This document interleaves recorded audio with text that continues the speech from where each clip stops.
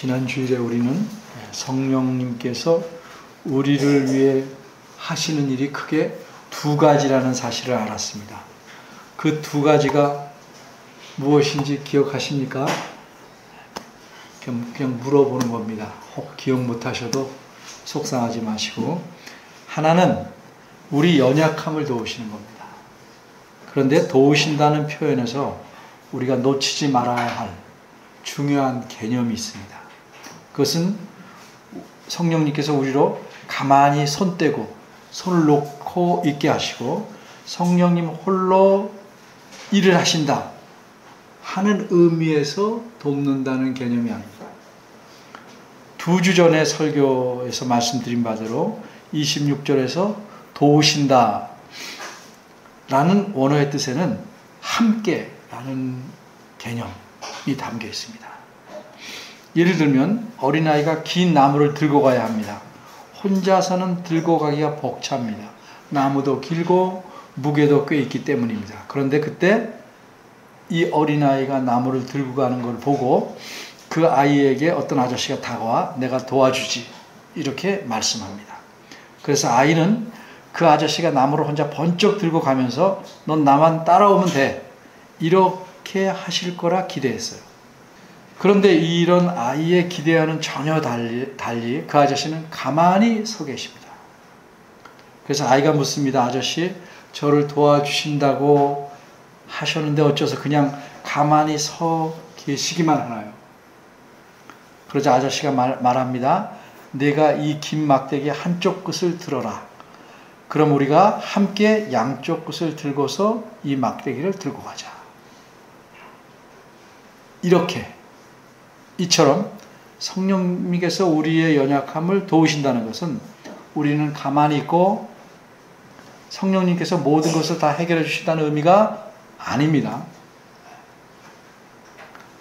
우리가 연약할지라도 우리가 마땅히 들어야 할 몫에 그만큼의 짐의 한 부분을 들어야 성령님께서 그 짐을 우리와 함께 드시는 것입니다.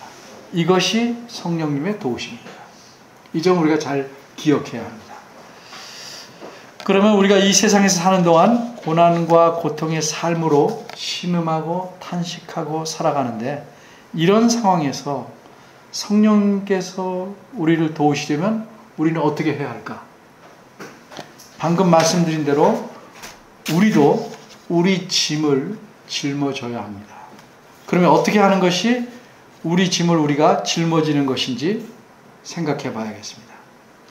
이것을 알려면 26절 앞부분에 있는 표현의 뜻을 좀 알아야 합니다. 26절 앞부분에는 무슨 표현이 있습니까? 이와 같이 라는 표현이 있습니다. 이와 같이.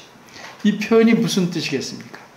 이와 같이 라는 표현은 좀 막연해 보일 수도 있습니다. 그래서 이 표현의 의미를 이해하기 위해서 매우 넓게 본문 처음인 18절에서 25절까지에 담긴 내용을 전부 묶어서 이와 같이라는 말로 연관 지을 수도 있을 것입니다. 그런데 최소한으로 이해한다면 적어도 25절 말씀과 연관 지을 수 있을 것입니다. 그래서 이것이 가장 적절하다고 저는 생각합니다. 25절 말씀이 무엇입니까? 그것은 만일 우리가 보지 못하는 것을 바라면 참음으로 기다릴지니라 하는 말씀입니다. 다시 말해서 우리는 현재 고난과 고통을 당하는 그런 상황이 있지만 장차 나타날 영광을 소망하기에 참아야 한다는 말씀입니다. 그럼 이 말씀과 이와 같이라는 이 표현이 어떻게 연결돼야 자연스러울 것이라고 여러분은 생각하십니까? 25절과 26절의 첫 표현인 이와 같이를 자연스럽게 연결하려면 우리는 성령님께서 우리를 위해서 행하시는 첫 번째 역할을 다시 생각해 봐야 합니다. 그 역할이 무엇이죠? 그렇습니다. 도우시는 역할입니다. 우리의 연약함을 도우시는 역할입니다. 그런데 성령님께서 우리를 도우신다는 것은 함께 도우십니다. 우리가 우리의 할 몫을 하고 그렇게 하는 것과 함께 도우시는 겁니다. 따라서 다시 말해서 우리가 우리 할 일을 하면 성령님께서 우리와 함께 하셔 우리를 도우시는 건데, 그래서 이와 같이란 표현은 우리가 우리의 할 일을 하는 것처럼, 이처럼 성령님께서도 자기 역할을 하신다 하는 의미가 있는 거예요. 정리하면 우리가 현재의 고통과 고난을 참고 소망으로 기다림으로써 우리 역할을 하는 것처럼 성령님께서도 자신의 역할을 하신다 하는 뜻입니다. 즉 성령님께서 우리가 그렇게 할 때 우리 연약함을 도우십니다. 그러게 만일 우리가 참지 못하고 조급해하고 안달하고 현재의 고통과 고난에서 벗어나기만을 바라고 있다면 어떻게 될까요? 성령님께서 우리의 연약함을 도우실 여지가 없어지거나 줄어드는 겁니다. 물론 사람마다 장래를 소망하고 기다리며 참아내는 힘이 다를 수 있을 것입니다. 그럴지라도 우리가 나름대로 힘껏 참아내려고 하면 그것이 우리가 하는 일이에요. 그러면 성령님께서 연약한 우리를 도우셔서 잘 참아내게 하시고 견디게 하시고 우리를 도우시는 겁니다. 감히 어떤 사람이 자기 힘만으로 온전하게 자기에게 주어진 고난을 평생 끝까지 참아내며 장래의 영광을 바라고 소망할 수 있겠습니까? 사람은 누구나 흔들리기도 하고 지치기도 하고 주저앉고 싶을 때도 있고 제자리에 멈춰서기도 합니다. 사람이 볼 때 저 사람은 신앙이 튼튼하다, 성숙하다 할지라도 그 사람 나름대로 그런 일들이 늘 있게 마련입니다. 평생. 그러나 어떤 신앙의 상태에 있든지 참으려고 하는 자세를 멈추지 않는 한 성령님께서는 우리 각자의 연약한 모든 부분을 도와주실 것입니다. 그러나 반대로 참지 않고 성급하고 조바심 내면서 고난이 없어지기만을 바란다면 성령님께서 우리를 도와줄 여지가 크게 줄어들거나 없어집니다. 어째서 그렇습니까? 성령님의 도우심은 우리와 함께 우리를 도우시는 것이기 때문입니다. 자, 그러면 이제 성령님께서 우리의 유익을 행하시는 일이 두 가지라고 그랬는데 두 번째 역할을 좀 더 살펴보도록 하겠습니다. 지난 주일 설교에서 말씀드린 바대로 성령님의 두 번째 역할도 역시 도우시는 역할이지만 구체적으로 말하면 무엇을 도우냐면 우리의 기도를 도우십니다. 26절에서 말씀하신 바대로 정확히 말하자면 성령님께서는 우리가 마땅히 빌 바를 알지 못하나 우리를 위해 친히 간구하십니다. 방금 제가 말씀드리기를 성령님의 역할은 함께 도우시는 것이다 이렇게 말씀드렸어요. 이 점은 기도에서도 마찬가지입니다. 우리가 마땅히 빌 바를 알지 못한다고 해서, 다시 말해서 빌 바를 모른다고 해서 아예 기도하지 않으면 성령님께서 우리를 도우실 여지가 있다 없다? 없다는 겁니다. 이게 우리의 문제입니다.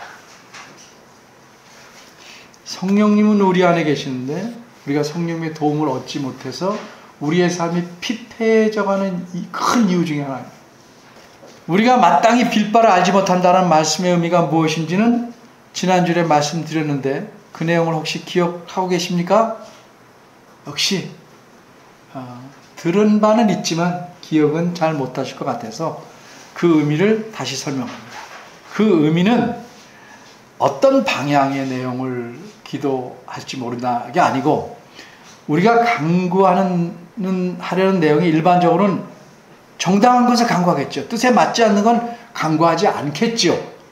그러나 어떤 특별한 어려움이나 상황이 있을 때 과연 그렇게 간구하는 것이 하나님 뜻에 정확히 맞는지 아닌지 그건 모른다. 그래서 제가 지난주에 사도 바울의 예를 들었습니다. 그러면 우리는 어떤 특별한 어려움이 생기거나 힘든 상황이 벌어져야만 그때 기도하면 됩니까? 그렇지 않습니다. 데살로니가전서 5장 17절 우리가 잘 아는 말씀입니다. 쉬지 말고 기도하라 이렇게 말씀하셨습니다. 우리는 언제든 성경 말씀이기 때문에 이 말씀대로 해야 합니다. 그런데 쉬지 않고 기도한다는 건 어떻게 해야 될까? 이 말씀의 의미는 무엇일까? 쉬지 않고라는 표현을 좀 생각해 봐야 됩니다. 이 표현이 과연 우리가 숨을 계속 멈추지 않고 쉬듯이 그런 계속을 의미할까? 자주 말씀드리지만 모든 글이나 말은 문맥에서 어떤 특별한 이유를 알려주지 않으면 그 말은 그 문맥에서 자연스럽게 이해해야 옳은 것입니다. 디모데전서 5장 16, 17, 18절은 이른바 세 가지 말씀이 한 세트로서 하나님 뜻을 알려주는 부분입니다. 이 한 세트 말씀이 무엇입니까? 항상 기뻐하라. 쉬지 말고 기도하라. 범사에 감사하라. 이 말씀입니다. 그리고 18절에서는 이어서 뭐라고 말씀합니까? 이것은 그리스도 예수 안에서 너희를 향하신 하나님의 뜻이니라 이렇게 말씀합니다. 따라서 이 말씀은 다시 말해서 기뻐하라, 기도하라, 감사하라는 것은 모든 그리스도인이 행해야 될 가장 기본적이고 근본적인 삶의 태도입니다. 이런 삶의 태도를 하나님께서 항상 원하시고 있다는 말입니다. 그런데 이 말씀에서 맨 앞에 쓰인 표현을 한번 생각해 봅시다. 그건 뭐죠? 항상. 쉬지 말고. 범사에 뭐예요? 모든 일에. 이 세 가지입니다. 이 표현에 담겨 있는 공통적인 개념이 뭐예요? 그것은 언제나 무엇에든지 라는 개념입니다. 그러면 쉬지 말고 기도하라는 말씀이 다른 일은 겨우 하지 말고 기도만 하라는 뜻일까요? 아니면 기도하라 늘 예배당에 나와 살라는 뜻일까요? 어떤 특별한 경우에는 그럴 수 있죠. 근데 우리의 모든 일상생활을 그렇게 살 수 없어요. 우리가 언제나 매일 기도만 하고 살 수 없어요. 일도 해야 되고 저 일 되고 주어진 일들이 많이 있죠. 다 성실히 해야 됩니다. 네 복음서, 4복음서에 기록된 마태마가 누가 요한 예수님의 생활을 보도록 예수님이 늘 자주 기도하셨지만 틈만 나면 기도하셨지만 늘 쉬지 않고 기도만 하시지는 않았어요. 자신이 할 일을 다 감당하시면서 틈이 있을 때 기도하셨어요.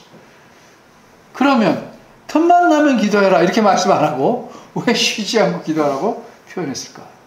그렇죠? 이 말씀을 어떻게 이해해야 자연스럽겠는가?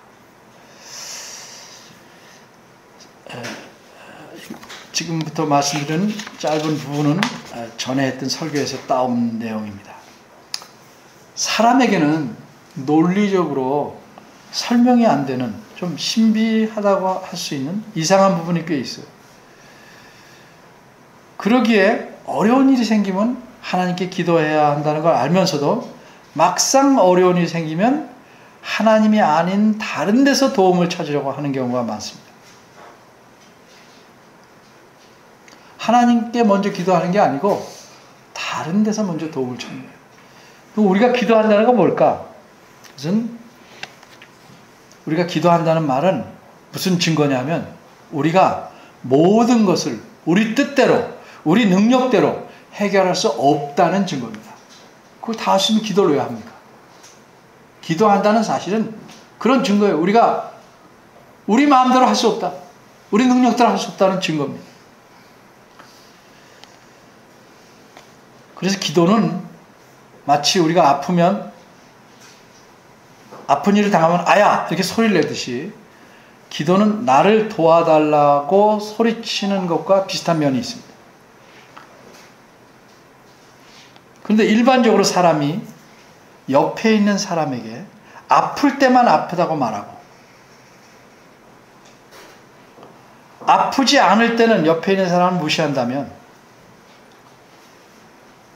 말도 안 건다면, 그것은 그 옆에 있는 사람과 좋은 관계를 갖고 있는 건 아니에요. 안 아플 때도 말을 해야죠. 그럼 늘 함께 하신다는 이 우리 주님을 무시하지 않는 건 뭐예요? 필요할 때만 도와달라 하는 게 아니고 크고 작은 모든 일을 이야기하면서 항상 함께 나누는 겁니다.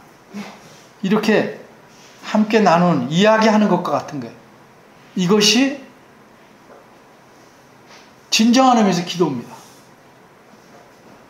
물론 눈을 감고 하는 게 기도지만, 또 공식적으로 기도하는 순간도 있어야 되지만, 우리 삶에서 늘 내 생각과 뜻과 도움을 말씀드리고 나누는 것, 가족이 거의 말하지 않고 지내다가 어쩌다 한번 말하는 것은 실제적으로 뭐예요?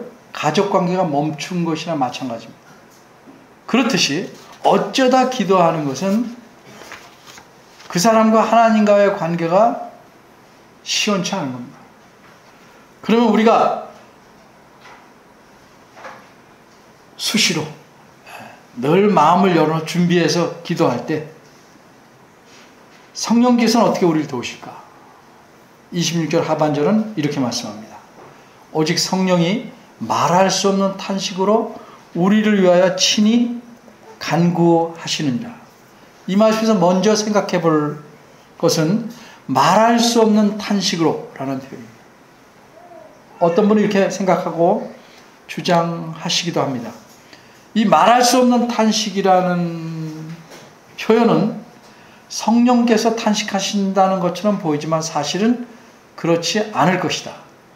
왜냐하면 18절부터 시작된 본문에서 이제까지 탄식, 바꿔 말해서 정확히 말해서 신음하는 존재는 피조물과 사람이었고 그들의 탄식은 죄로 인한 결과이지만 성령님께서는 역시 본질상 하나님이시기 때문에 죄를 짓거나 죄로 인한 영향을 받지 않으시기 때문에 죄와 전혀 관계가 없으시기 때문에 탄식할 필요가 없다. 따라서 26절 하반절에서 말씀한 탄식은 성령님의 탄식이 아니라 사람의 탄식이다. 이렇게 주장하기도 합니다. 여러분 이런 주장이 어떻다고 생각하십니까? 처음 들어봤는데 갑자기 생각하시라면 어떡합니까? 이럴 수도 있겠는데 어쨌든 이 주장에서 바람직한 점은 뭐예요? 성령님은 본질상 하나님이시므로 죄와 관계없는 분이라는 사실을 잘 말했어요. 다시 말해서 이 주장은 성령님에 대한 성경의 가르침, 교리를 잘 반영하고 있다는 점이 바람직한 점이에요. 근데 이 주장에서 아쉬운 점이 무엇인가? 그것은 교리를 앞세우려고 본문인 26절에서 분명하게 말씀하고 있는 사실을 뒤집고 있다는 점입니다. 26절은 분명하게 누가 탄식한다고 말하냐면 성령님께서 간구하실 때 말할 수 없이 탄식하면서 간구하신다. 이렇게 말씀하고 있습니다. 그래서 여기서는 성령님의 탄식을 말하는 거예요. 그러면 26절에서 말씀한 성령님의 탄식은 어떤 성격의 탄식이겠습니까? 22절과 23절에서 각각 말씀하고 있는 피조물의 탄식, 또 우리 그리스도인의 탄식은 우리가 이미 살펴본 반대로 한마디로 어떤 탄식? 기억하셔야 되는데 소망의 탄식이었습니다. 소망. 좌절하지 않는, 죄로 인해 고난당하고 고통당하지만 장래를 바라보는 소망의 탄식이었다. 그럼 26절에 말씀하는 성령님의 탄식도 소망의 탄식일까? 그렇지 않습니다. 왜냐하면 피조물이나 우리의 탄식은 죄로 인한 신음이기 때문에 하나님의 약속대로 또 하나님의 은혜로 이런 고난에서 벗어나 장차 이르게 될 영광을 소망하고 있는 탄식이에요. 그러나 성령님의 탄식은 죄와 연관이 없기 때문에 장차의 영광을 소망할 필요가 없기 때문에 없습니다. 그럼 성령님의 탄식은 어떤 탄식일까? 먼저 성령의 탄식이라고 뭐라고 그랬어요? 말할 수 없는 탄식이라고 표현했어요. 여기 말할 수 없는이라는 꾸민말의 뜻이 무엇인가? 여러분 무엇이라고 생각하십니까? 말할 수 없는. 우리말에서 말할 수 없이 크다. 말로 표현할 수 없다. 이런 뜻으로 이해할 수 있겠죠.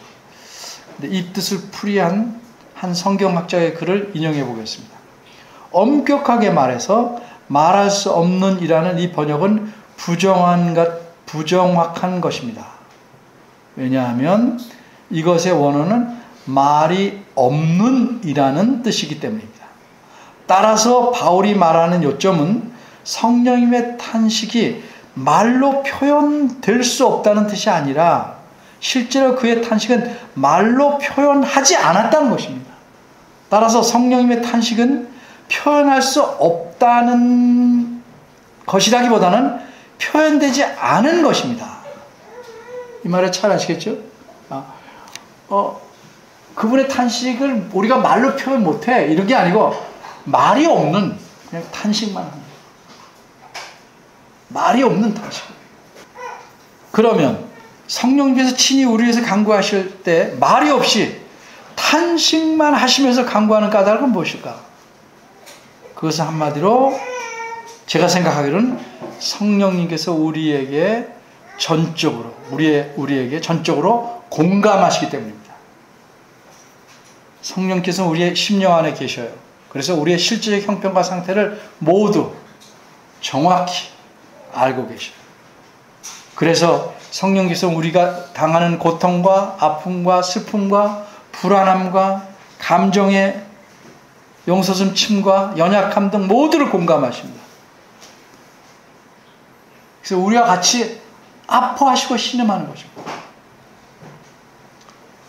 그래서 성령의 탄식은 피조물의 탄식이나 그리스도인이 하는 탄식과는 다른 공감의 탄식이다.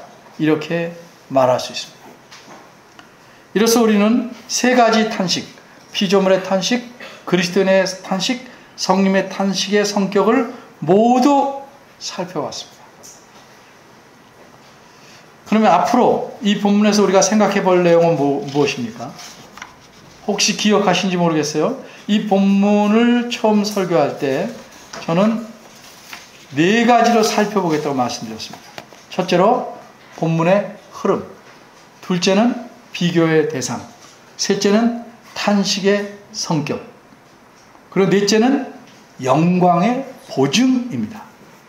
이제는 네 번째 내용인 영광의 보증에 대해서 살펴보려는데 그 전에 본문을 잘 이해하기 위해서 이렇게 간단하게 잠시 첫째, 둘째, 셋째 내용을 정리합니다. 본문의 흐름은 뭐예요? 18절에서 말씀한 대로 현재 고난에서 장차의 영광으로 내용이 전개되는 겁니다.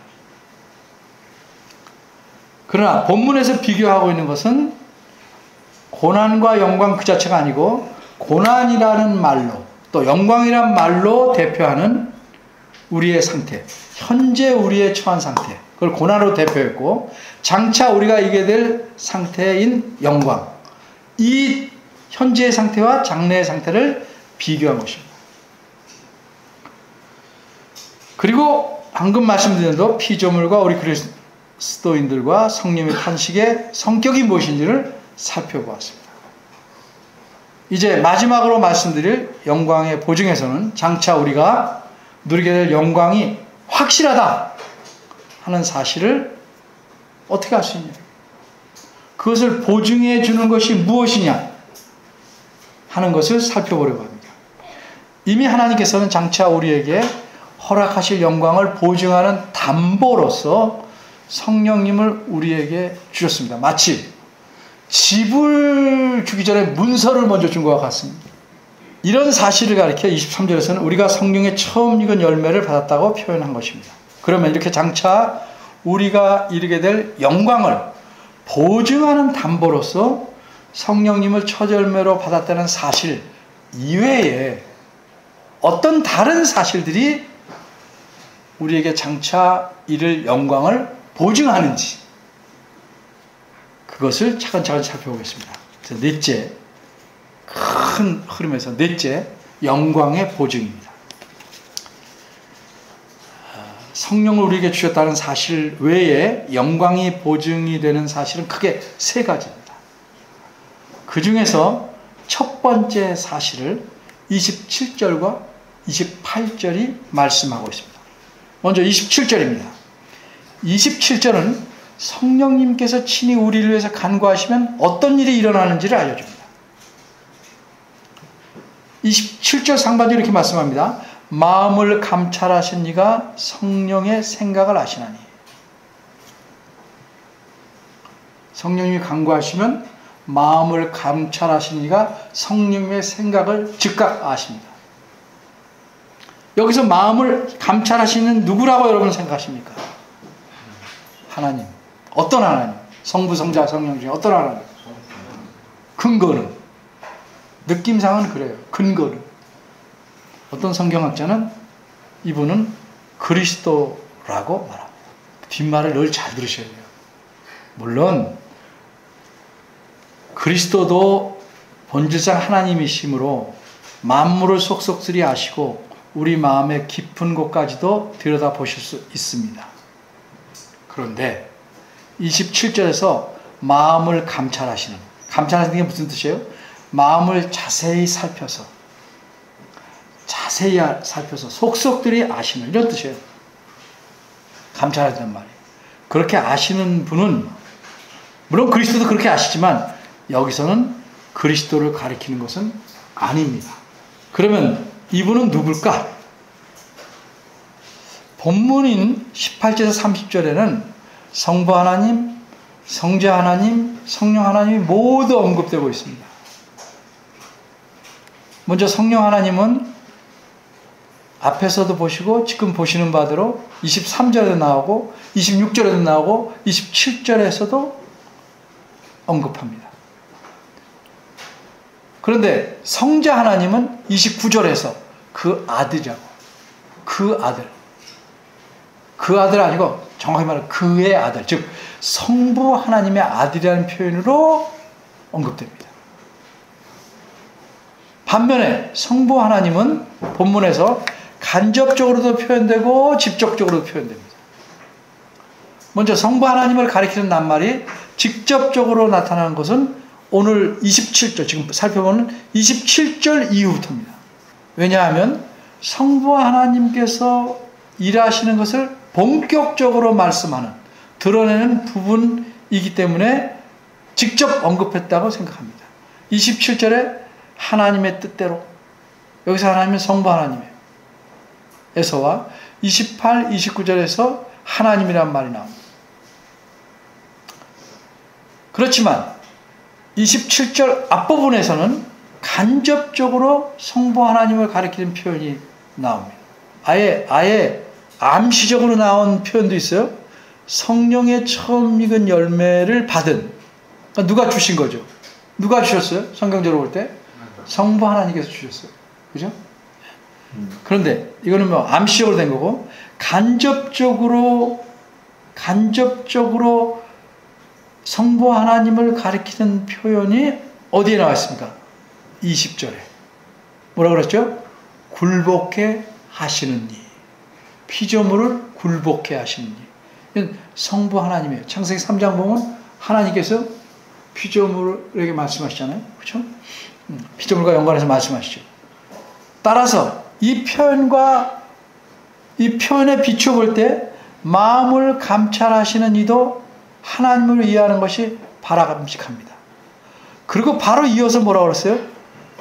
20절 하반절에 성령이 하나님의 뜻대로라고 했으니까 마음을 감찰하신 이가 하나님과 연관될 수 있는 또 다른 간접적인 증거도 되는 것입니다.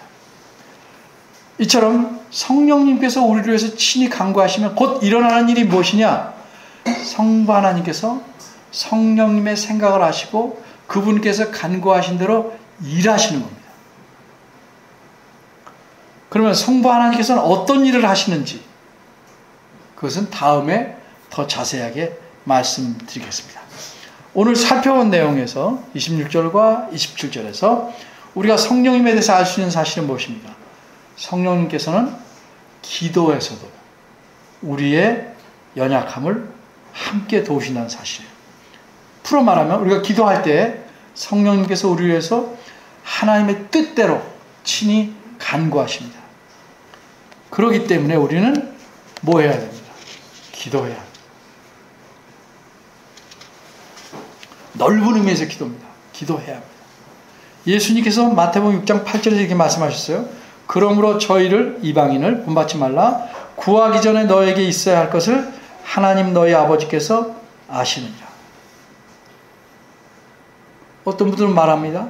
하나님은 어떤 분이냐? 구하기 전에 다 있어야 할 걸 아시는 하나님이래요. 그러니까 굳이 기도 안 해도 알아서 다 해주신다. 얼핏 들으면 맞는 것 같아요. 그런데 예수님께서 이 말씀을 왜 하셨습니까? 구하기 전에 하나님이 다 아시니까 너희는 기도하지 않아도 된다 하는 뜻으로 말씀하셨나요? 아니죠. 그 다음 구절인 마태복음 6장 9절은 뭐라고 했어요? 예수님은 그러므로 하나님께서 다 아시니까 그러므로 너희는 기도하지 말라가 아니고 너희는 이렇게 기도하라 라고 명령하셨어요. 그러니까 하나님 너희 아버지께서 아신다는 말씀은, 구하기 전에 아신다는 말씀은 너의 필요를 다 알고 계시니 뭐 구구절절 모르는 분에게 설명하듯 그렇게 하지 말고 그냥 간절한 마음으로 하나님 요구하는 방식으로 기도함으로써 구하라는 뜻으로 말씀합니다. 그렇습니다. 우리가 기도하지 않으면 성령님께서 우리를 도와주시지 않습니다. 절대적으로 위급한 일, 비상적인 사태 외에는 대부분의 우리의 필요와 연관된 일은 우리가 기도해야 도와주십니다. 그래서 이렇게 도움을 못 받으면, 우리가 기도하지 않아서 도움을 못 받으면 우리 삶은 어떻게 돼요? 결핍돼요. 메마를 수밖에 없는 거예요. 꼭 물질적인 뿐만 하지 않아요. 우리의 삶 전체가 메마를 수밖에 없는 것입니다. 그러면 어떻게 됩니까? 우리는 그 결핍되고 메마른 거를 외적인 거, 물질적인 데 자꾸 신경 쓰게 되니까 우리 힘과 노력과 재물로만 살아가려고 계속 애쓰는 악순환이 이루어지는 겁니다. 여러분의 삶을 한번 생각해 보십시오. 하나님께서 모든 면에서 물질적인 것을 포함해서 심령적이나 정신적이나 모든 면에서 채워주시는 경험을 충분히 누려야 되는데 기도하지 않으니까, 눈 감고 기도하라고 말하는 게 아니고 하나님께 진심으로 자신을 얘기하고 간구하지 않으니까 그런 경험을 누리기 힘든 것입니다. 그럼 어떻게 됩니까? 감사가 줄어들고 불평이 생기는 겁니다. 기쁨이 줄어들고 고민과 슬픔과 외로움과 심한 것들이 아주 없을 수 없지만 걷잡을 수 없이 생겨난 고난과 고통이 그래서 깊어지는 겁니다. 우리가 이런 성경 본문을 배우면서 잘 이 말씀을 알아서 우리가 고난의 굴레에서 좀 벗어나야 됩니다. 어차피 힘들게 삽니다. 근데 이 굴레에서 힘들게 안 산다는 게 아니고 이 가운데서 어떻게 사느냐는 거죠. 제가 바라기는 전적으로 하나님을 의지하는 법을 배우고 모든 일에 항상 주의 뜻을 먼저 살피고 기도함으로써 성령님의 도우심을 받으시는 그런 경험, 그런 삶을 살아가시기를 바랍니다. 기도하겠습니다. 은혜로우신 하나님, 우리가 세상의 사조와 살아가는 방식에 매몰되어서 그저 우리 힘으로 살아가는 데 익숙하고 그저 가끔 필요할 때만 주께서 도와주시면 감사하다 하는 정도로 살아가기에 우리의 삶은 세상을 닮아가고 강팍해지고 메말라가며, 그런데도 그런 줄 모르고 세상의 재미에 빠지고 하나님과 함께 사는 삶의 맛을 놓치고 살아가게 됩니다. 저희를 긍휼히 여겨주시고 주의 말씀으로 저희를 깨우쳐 주셔서 우리가 소망을 가지고 모든 일을 주를 바라보며 참게 하시고 이로써 우리의 연약함을 도우시는 성령님의 그 도우심을 맛보고 살아가는, 그래서 세상이 알지 못하는 기쁨과 감사를 맛보며 누리는 저희들 되길 원하오니 주께서 도와주시고 그런 삶으로 이끌어 주시기를 바랍니다. 예수님의 이름으로 기도합니다. 아멘.